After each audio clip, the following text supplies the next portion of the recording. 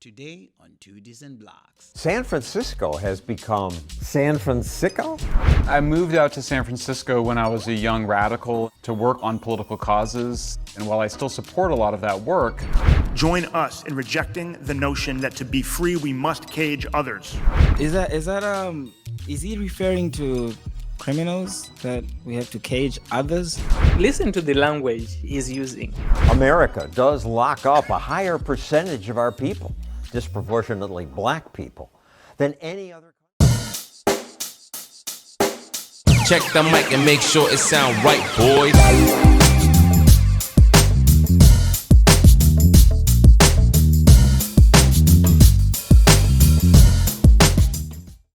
Hello, everybody. Welcome to Two Decent Blokes. Today, we have a video from John Stossel. He's a famous reporter who's gone independent, and he's covering San Francisco, and it's from a book that has been describing the demise of the city from liberal policies. Without further ado, let's get into it. Chop shops, drug trafficking, the garbage, rats. San Francisco has become San Francisco? the town I love is sick, John. Michael Schellenberger says his ideas wrecked his town. I moved out to San Francisco when I was a young radical to work on political causes, and while I still support a lot of that work, it just went too far. Brazen thieves emptied out the Louis Vuitton store in Union Square. Right now, John, you can go into a drugstore and steal $950 worth of items, and nobody will do anything. They won't enforce the law against you. Join me. That happened because San Francisco's politicians had a noble idea. Join us in rejecting the notion that to be free we must cage others. California passed something called Proposition 47. We have to stop this one. But is he referring to criminals that we have to cage others? Can you believe this, man? This is a district attorney who is saying that join me in rejecting the notion that for us to be free, we have to cage others. Listen to the language he's using. Cage others, as if, they are just people walking about in the street and we're just going to send the police to take them and put them in cages. I'd like to hear the rest of his speech. Obviously, that's a snippet. That's the highlight of what he was saying. I would like to understand in what way is he justifying that he wants us to do that. Like when you say join me in doing something, we really want to understand, because this is the way society has gone for a while. That's the best way of dealing with people that commit crimes that we have at the moment. And it might not necessarily be, I guess, the best, but that's what we have. What evidence do you have that we should basically change that entire system and structure? What? Leftists have been supporting this notion that the prisons, like the idea of having prisons, is morally wrong and prisons should not exist. That's why they always mention, we are building prisons instead of building schools. Something lofty like this that makes you feel noble. But prisons are there for a reason. And number one, they are not cages. They are incarceration centers. Some people have to go to prisons because they break laws. But, I can kind of understand if it's just an activist in the street saying that join me in rejecting the notion that for us to be free, we need to put others in cages. I kind of get that. Okay, someone. But for somebody who is being elected to be a district attorney to be saying that is scary. It's laughable. It is to assume that society just agreed to put people behind bars for the heck of it. For no apparent reason. There are people that if they were out here, because when you say justice, whose justice are you concerned about? And I keep saying it. It seems like the justice they are concerned about is for the people that are committing injustices to other people, and not necessarily putting the interests of the people that have been wronged initially. The society that they have broken laws that society has agreed to uphold. is saying they need to be held to justice, and you say no, but they also have or deserve justice. What kind of justice? And when you say morally correct, like you were just saying, according to what morals? Because even in the Bible, there were jails and there were people that were put in jail. So I really want to understand which morality are you following when you say that we need to have people out there? Not to say anybody really said it, but just to count up on the point you just raised. This is just a prime example that leftists in general, they have people that they use as pawns, almost as mascots, to parade their ideas. So they can be people in general that are generally disenfranchised. So from minority groups, so you see that with black people in America, because they are considered in minority groups, they have ever since moved from that to Asian. Now it goes to immigrants, to prisoners. And notice the causes that they champion for these groups are not in supporting of the good people that are amongst those groups, but the worst elements within those groups, to say we have to defend these rights for this particular group. So when it comes to immigration, they will always defend illegal immigrants. They are never like, okay, we want immigration, but do it right, do it correctly. And so it's never like that. When it comes to black lives, they are always defending the criminals.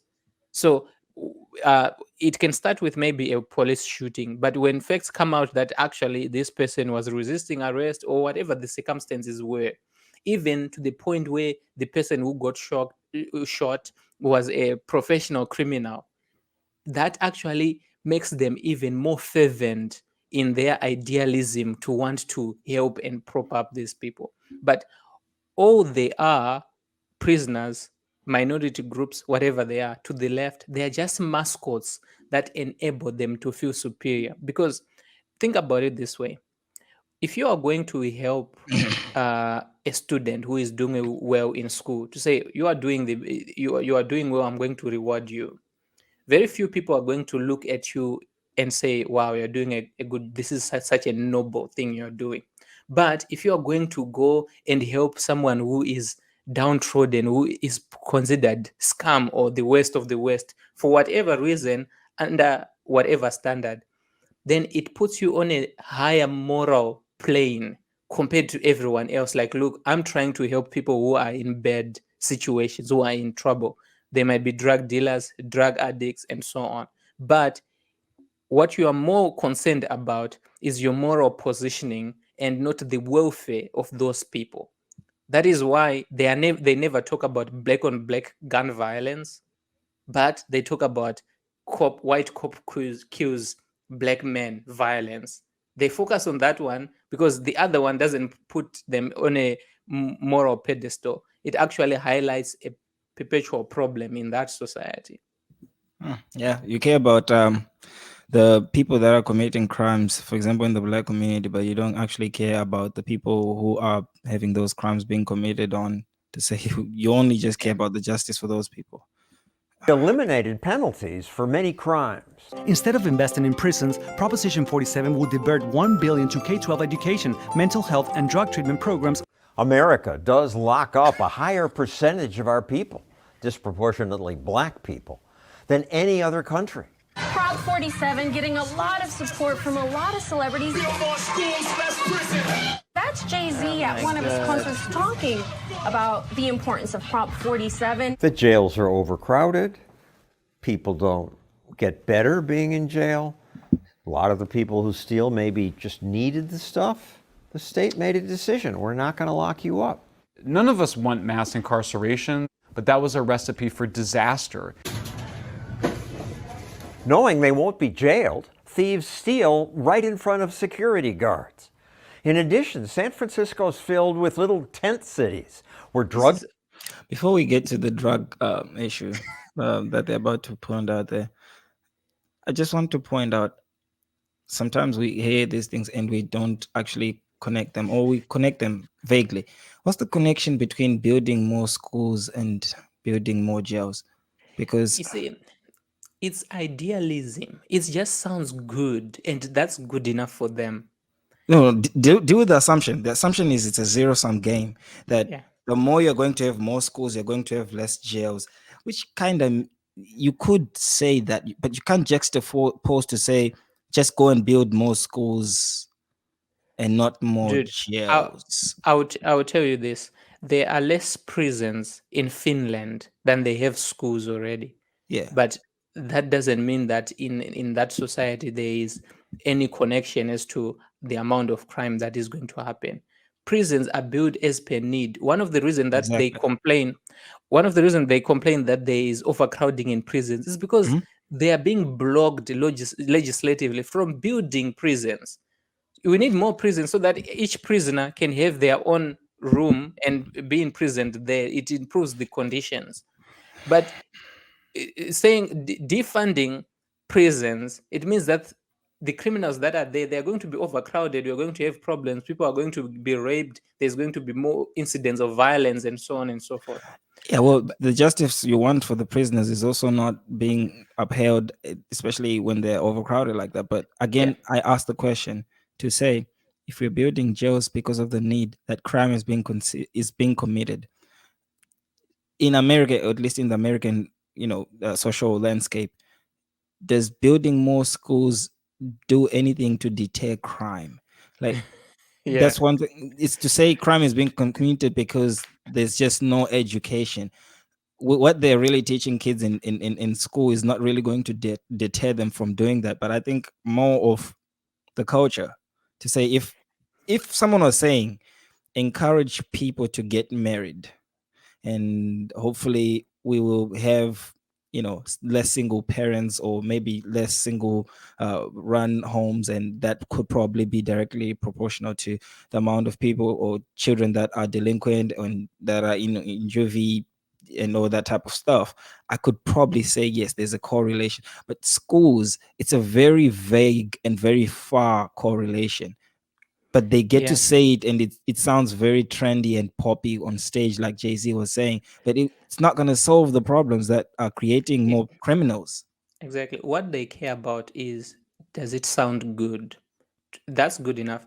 As far as policy is concerned, for the left, if it sounds good, it makes you look like a good person.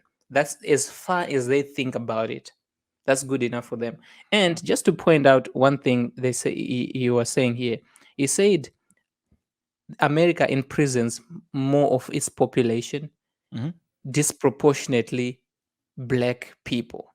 You see, disproportionate, as if the metric that is being used to send people to prison is their race. People don't go to prison because of their race. Now, I understand that some people can be racist and want black people to go to prison for whatever reason. But how many of those are We don't have actually those numbers. there? We That's don't have number those one. numbers. Yeah. And number two, if you actually look at the numbers that we have, black men in general, they commit more crimes than any other racial group. So for you to say it's disproportionate, you have to look at, okay, how many crimes are being committed by black men versus how many of them end up in prison. Now, if black men are committing very little crime and they end up going to prison far more than any race, that is what is called disproportionate.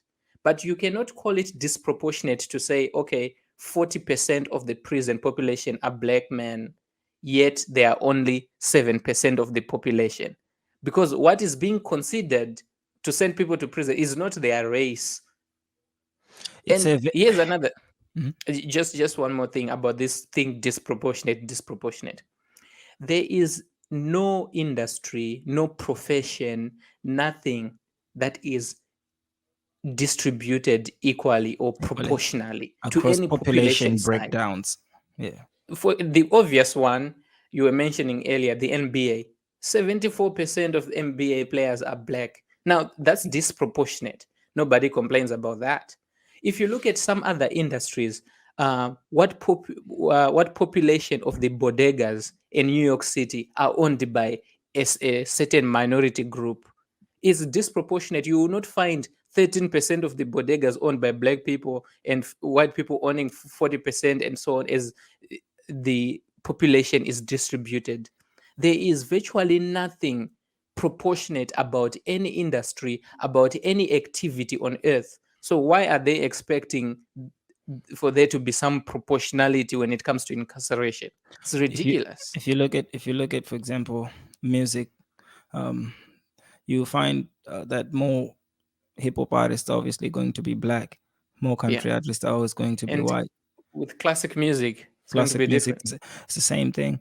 Everything has a disproportionate or inequality in some way that is there. You could almost coin it the Pareto Principle, where maybe 80% of things that are produced in a certain industry are produced by only 20% of the participants in that particular industry. That is prevailing. If you were to even, and I know I'm really dragging it out here to say, if you were to even look at what people usually, let's say, listen to is as far as music, you probably listen to maybe 10 or 20% of the entire music that's in your phone at a particular time, because we don't walk around observing equity across everything and anything.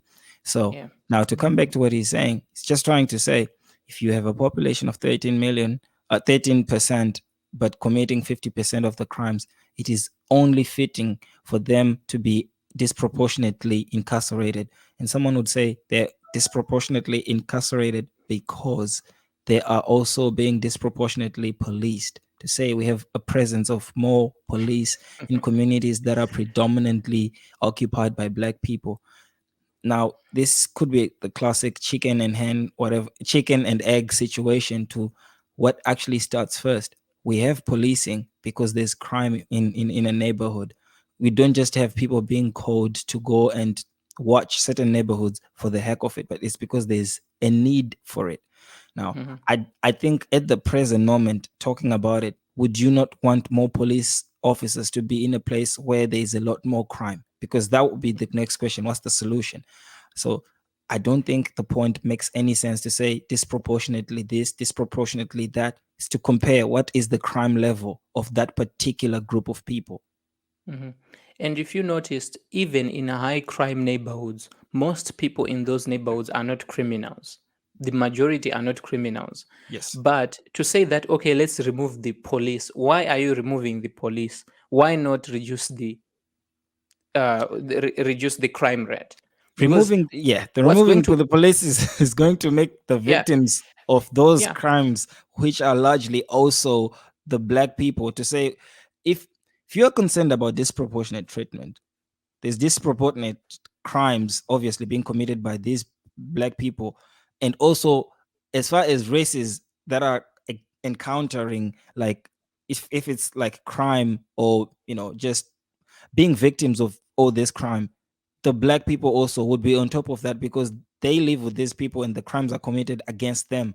So whose justice really do you care about in this particular instance? To say, when you're saying, oh, you're disproportionately policing us, so obviously the next logical solution is take the police out of these communities.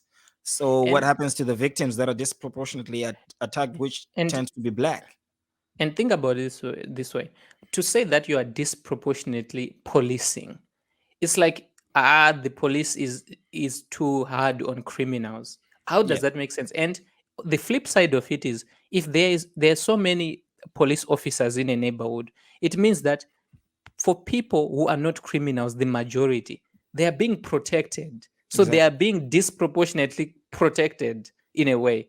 Why is that wrong? Why is it bad to have people who are not criminals having security, having police officers around them trying to make sure that they are not victims of crimes? But it goes back to what I was saying earlier, that these leftists, they care about the numbers. scam of they care about the numbers. At least in this particular example, we don't want to look like we are committing 50% of the crimes, so reduce the police presence so that our numbers can kind of come into the same as far as being arrested. So but you have not solved the problem, which is crime in the first place. They don't care about the actual crime. They care about the criminals that get arrested, the numbers of the criminals that and how it looks to the outside world, so that they can make the argument to say, yeah, we are disproportionately arrested. Now we're not. We were disproportionately arrested. Now we're good. We just like in all of you guys. Really, that doesn't help the society in any way. It's ridiculous. Yeah. Is that crack? It looks like she is doing Users light up in public, confident no one will interfere. Cheryl Mott, she says she's been on the streets of San Francisco because of how easy it is for her to buy and use drugs here. But even she wants the city to do something. My opinion, they need to crack down here. You're smoking crack every day, you say? For 12 years out here. Yeah, because it's more lenient out here. I'm from San Jose. If I went to San Jose to do this, I'd be in jail. Other cities do treat people like her differently. They don't let people use drugs in public, and they built sufficient homeless shelters. Bizarrely, some San Francisco activists argue against shelters, saying everybody has the right to their own apartment, but that's completely crazy because it costs $750. Wait, come back. Let's come back to the first thing. If you are a liberal, you need to really think long and hard about some of these things that you're pushing. That someone who's been smoking crack literally for 12 years is saying, yeah, you might be giving us a little too much freedom out here. Seriously, though. Come on, man. Like, come on. What about that last bit when someone said everyone has a right to their own apartment? No, everything is a right. A right? I mean, come on. Everyone Like, has the where- right where to do internet. people- Everyone has the right to a I've- car. Everyone has the right to a job. I mean, we can play this game and you can tell how ridiculous it ends up sounding. I've asked this question so many times. Where do people get these rights? Who defines what is a right and is not? Yeah. Where do people, if your right requires somebody else to be obligated to provide it for you, It's not right. it's not a right. And also, okay, if we are going to make apartments a right, I guess, okay, playing God's advocate here, let's say you're saying housing is a right. Wouldn't you say that clothes are more of a right than a house? I mean, it's like protecting your actual body. Yep. So clothes should be a right. All right. No, not even clothes. Food. Food. What about food? What is more needed, a house or food? Yeah. Food. So food should be a human right. You see how illogical it gets. But some of these people, they never think through the things that they say. It's ridiculous. Oh, God. Moving on. $50,000 to build a single unit apartment in San Francisco. I once reported that San Francisco's regulation increased homelessness by limiting the size of buildings. My video said that was one of the big reasons for this. It's not true. It's not true. I mean, if it were true that expensive places made for homelessness, then why don't we see large open-air drug scenes in Carmel? Why don't we see large open drug scenes in many fancy neighborhoods? Homelessness is just a function of whether or not you allow people to camp in public or not. And in Carmel, the police kick them out? Yeah, of course. I'm more sympathetic to the argument that people have a right to be outdoors, and we don't have a right to force them off the street if they aren't directly threatening anybody. We should defend those rights because that's part of our freedom. But you don't have a right to shoot heroin at the public park. We allow drinking in public. We actually regulate it very firmly. The only thing that's worked is to have consequences for people's behaviors. But in San Francisco, the consequences often fall on innocent people. Cars are broken into an average of 74 times a day. The people in charge aren't embarrassed? The San Francisco officials I talk to are very embarrassed. They're very defensive. They don't know what to do because there's a very powerful progressive constituency that insists that people who are categorized as victims should not have to follow the law. These progressive activists, these were you. You were one of them. I was. Okay. I want to go back to read some of the things that are on these posters. All right. So housing, house revolution, extradite, eviction, or eradicate eviction. Yeah. Eviction. Okay. Housing. Okay. Let's go here. Let's see. All right. 10K on the streets. Okay. These are people. How do you sleep? All right. So why do we have 10,000 people on the street? How are you sleeping knowing this? Okay. All right. Now it's our fault. Mutual aid, housing is a human right. Eat a, don't evict. Wow. Eat an eggplant, basically. Yeah, well, vegetables are good. They are good. But why is it between a D and a C and a K, though? Huh. Well, play that thing. But the thing is, all right. I don't know. So Housing now is a human right. All right. Yeah, we've addressed that. Follow the law. And also, by the way, when you hear John Stossel, the interviewer, ask some of these questions, I mean, he's really popular for a reason. He's really trying to play devil's advocate, I guess, as far as asking questions from someone who supports these policies would obviously actually ask. He's a strong libertarian, if I should call it that. He's really not progressive in any way. Progressive activists, these were you. You were one of them.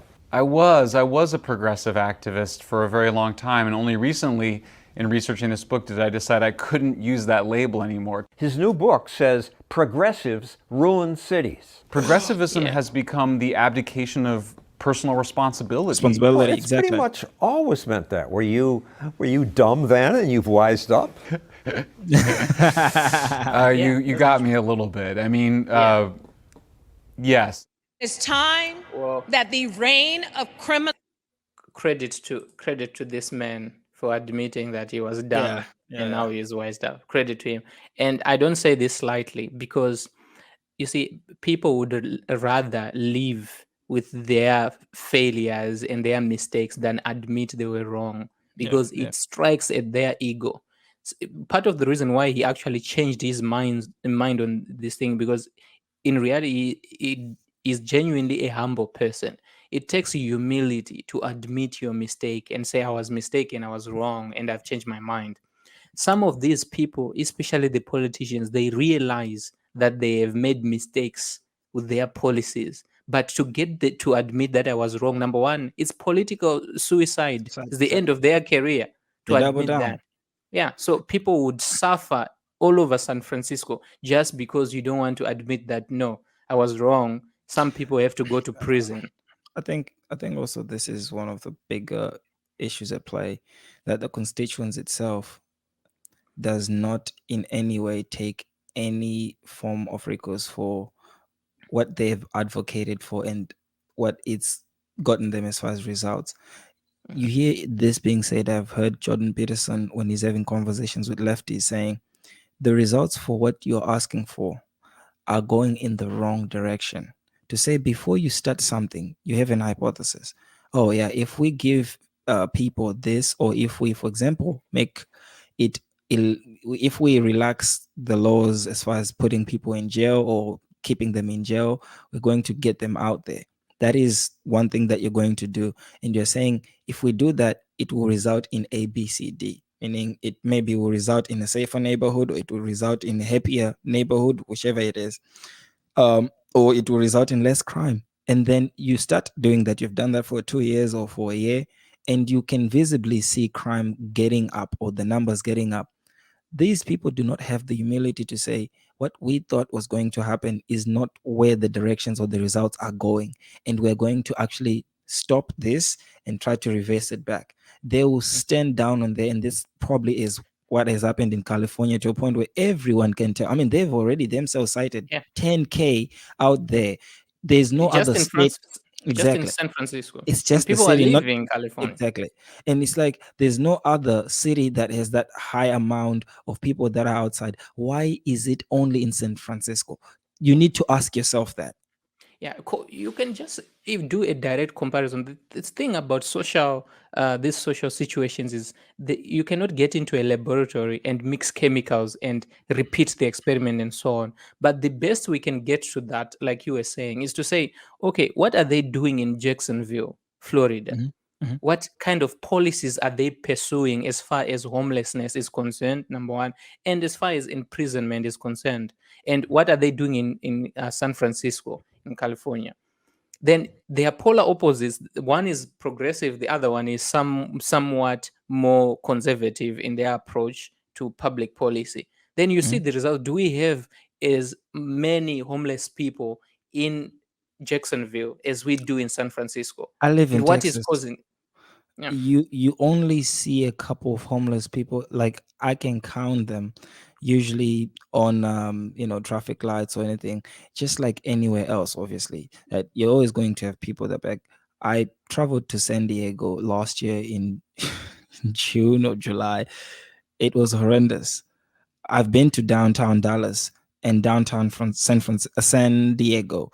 Just the staunch difference, the way it smells. It's just it's a whole different level. And you'd be like, what's so different about these states? And progressives, Policies. they need to be held accountable to say, no, we don't care what you advocate for today. Whatever you've been advocating, what has it produced? Let's look What at are the the results? results. Yeah, We don't care about how good it sounds. What are the What are results? the results? People like me care about that more than anything else. I don't care if you walk around with butterflies on your head and rainbows shooting out of your ears and saying all the nicest things ever. If it's not giving us good results, what are we doing here? They cause havoc. Did you see how they clapped for the district attorney when he said Yeah, we don't of want to course. put people in cages? Of Because course. of course, if we had the choice, I wouldn't want to send anyone to prison. It would break my heart to punish anyone for anything. I would want to live in a world where all those things are unnecessary. But we are living on this world as it is, not as we wish it was. We are not God. We're just human beings. We have limitations as to what we can control and to what extent we can control it. So we cannot investigate your childhood to see what really caused you to have a traumatic childhood that caused you to be a drug dealer The or world does not owe you criminal. understanding. It doesn't. Yeah, Boo-hoo but stuff is happening to you. We don't need to care about what's happening to you. You're not any more special than anyone else. Seriously. yeah, even though we might try to empathize and sympathize with particular circumstances for different people, that is not a rationale to put it as public policy. You can sympathize with these people, form a non-profit and try to help them anyway, but don't legislate it into law to say, okay, now if you steal goods that are less than $1,000, there's no prosecution for you. What are you doing? No. This is part of the reason why I say these people at the core of it is just demonic activity, like real demonic activity. It's Because rebellion towards they morality. they literally take the position of God and try to dictate everyone's life and try to create some sort of paradise that they have never seen anywhere. And the funny thing is, they do that accusing you of actually doing the very same thing that you are trying to instill your certain beliefs about the world on them and stuff. Yeah. The crazy thing about even in paradise in the Garden of Eden, there were rules too. And when those rules were broken, there were consequences. There are consequences, and we don't play around with that. Who are destroying our city, it is time for it to come to an end. Even San Francisco's progressive mayor has now changed her mind. While I worked on this video, she announced that from now on, San Francisco's policing will be more aggressive. And less tolerant of all the bullshit that has destroyed our city. We'll see what they really do. Okay. Now, I don't think people should be locked up for being homeless or using drugs. But when people steal or threaten other people, they should be punished. Protecting us is one of the few things government is supposed to do. Exactly. Wow. Thanks for watching. That's an insanely touchy subject and topic. And I mean, we don't want to sound like we are obviously heartless people, but we have rules in society to separate from barbaric societies. There's a reason why we are called a modern society, is because there are rules of conducting yourself that we have in some way agreed over for centuries now. For you to come and just try to change that because you have some sort of new way of thinking, you really have to make sure whatever you're doing, you're either testing it out on a smaller sample, not a whole big city like San Francisco. I think the people that are letting the left do what it's doing in California, if it was possible, I would really say they should have their own country so that they can really deal with their own consequences. But Because right now, I'll tell you this though. Most of the things that the progressive, co-progressive, they are not new ideas. Most of those things have been tried. This thing, like for example, you see this, they are marching in the streets saying housing is a human right. Before Marx, there were progressive ideologues that were advancing those ideas. to say everyone should have a job and a house and so on. It's not a new thing. And you see, the part of the skill of the left is language. So they call themselves progressive, right? As if no, we care about advancing human life and making sure that everyone is taken care of and is good. But really, when it comes to policy, there is nothing progressive about the results that those policies end up producing or the ideas themselves. They are not new ideas. Saying that people deserve free housing is not a new idea. Number one, it's an old idea. Two, it has been tried. And three, everyone it saw didn't that is work. a terrible idea anyway.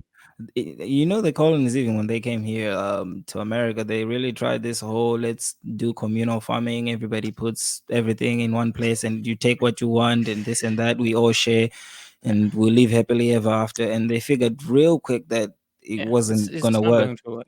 It's just, in some way, it's almost like not being educated enough to understand history. When you hear people say history repeats itself, I think much more of that is when people who have no understanding of prior history think they're doing something pretty new that has been done already. You see, one of the oldest ideas is that something is new. Yeah. Whenever I hear a politician say, "Oh, new this, new that," Solomon said, "There's nothing new under the earth." And you see, if you are just somebody who is interested in actually advancing human beings, whatever idea that you think of that I think this might be a good idea, check whether or not it has been tried before. Yeah. Check what happened when it Save was yourself the tried. trouble of doing something that has definitively been proven wrong.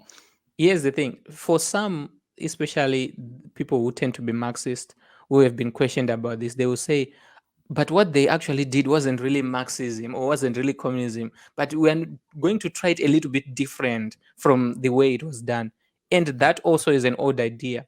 The reason why it's now called Marxist Leninism is because Lenin himself, he was told like this Marxism you are trying to do, he was like, no, this one is called Marxism Leninism. It's not really Marxism. It's with a twist. It's a little bit different. And the results were the same because it's the same thing. I feel bad for San Francisco, and my advice to anyone who lives there is get out, go and live in. No. Stay there. The reason why we don't want them here, they've come to Texas. They're going to vote the same way they voted because a lot of them do not seem to understand why those things are happening. They think there's something else that's causing those. It's the way you're voting. It's the way you're thinking about society that has caused that. When you come here, unless if you're going to change the way you vote, stay there, please. We're good. They could have voted for Larry Elder a couple of months ago, and they didn't. Now some kid from Zimbabwe is telling you you're messing up our country. That's crazy. That's crazy. But okay, you know what? I think we can wrap this up. I think this was a good one. What do you guys think? Let us know. Does left and liberal policies ruin cities? I mean, you can take a look. Seattle, the summer of love they had there. The whole of California. California, you have I think should be, is it Minneapolis? No. Where's okay, let me not mention that name. Let me move. We have this Detroit. We have all these other liberal leaning cities. I think Chicago is run by liberals too. Chicago.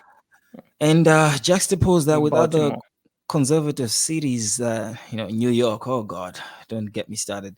And juxtapose that with other conservative run states and cities. I mean, do you really see the correlation there that most of these states and cities that seem to really have the most horrific, statistics as far as most of these things like homelessness, people just in some way like just not being good members of society, and it just be in some way connected to left-leaning leadership. What do you guys think? Do you think there's a correlation there? Let us know in the public comment section. The two Decent Blokes are out. Thank you.